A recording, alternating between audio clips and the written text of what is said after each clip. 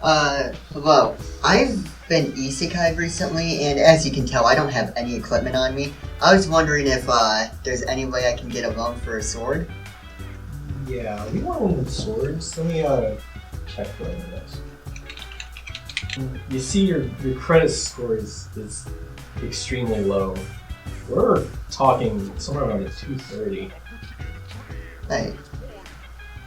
Monitor isn't even on. Yeah, but you're wearing a Black Clover shirt. What's wrong with Black Clover? Wait, credit score? What's the name of this show? Why the hell is the name so long? Isekai is a subgenre that really blew up in recent years.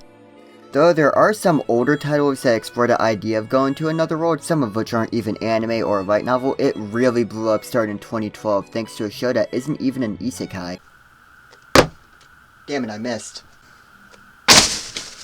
Not to say Sword Art created the genre in anime form, or even has an absolute original premise of being stuck in a video game world, but it's hard to disagree that it popularized the hell out of it. I mean, in the real world, I'm weak and lame, but in a video game, bad example, bad example. It is undeniable to say Isekai became a behemoth of a subgenre, even outshining non-Isekai fantasy anime. Wanna know one of the most popular qualities of Danmachi? The fact that the main character was born there. Okay, fine, but what is Isekai? It's basically when a character goes from one world to a parallel world or existence, and this idea isn't anime exclusive. Alice in Wonderland is technically Isekai, and I mean hell, Kingdom Hearts can be considered a whole series based on the premise, but for right now, I want to talk about the anime section of it all. For such a popular trope in anime and in a lot of light novels, it isn't very favorably seen most of the time. That's due to the first and most common category. I mean, who hasn't thought about not having to deal with this, and abandoning everything just to be the greatest thing since sliced hot chocolate? But that's what I like to call boring storytelling. You can usually tell if a show falls into this category if they have a harem, adapt really quickly for no valid reason, and almost never struggle. Oh my god, I hate No Game No Life. Of course, any show that falls into this section isn't automatically bad. Just 9 times out of 10. I can't really fault anyone for liking this kind of isekai though. Who doesn't get some enjoyment out of some average guy kicking the hell out of a fantasy world? Who doesn't get some enjoyment out of some average guy getting the hell kicked out of him by a fantasy world? Isekai like this are usually your highest rated, most viewed shows in Grimgar. This is where me calling wish fulfillment boring storytelling comes from. A character's emotional struggle makes for such an interesting experience. There's just something interesting about adding realistic despair or very human characters to what's usually displayed as a fantastical situation in most shows.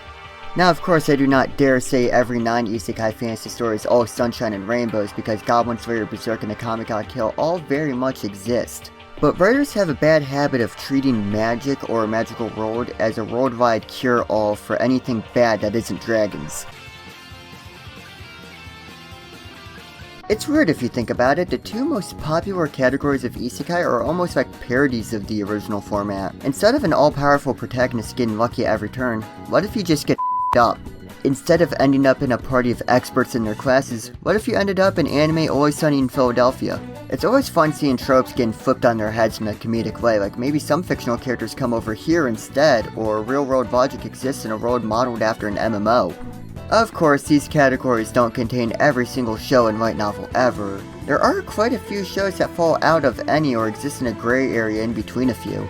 Log Horizon, for example, can be funny, has some sad moments, and instantly powerful characters, but I wouldn't say one quality overshadows the others in a way that I could safely fit it in one category. Also, each show can have pieces of other categories in it when it especially fits in one.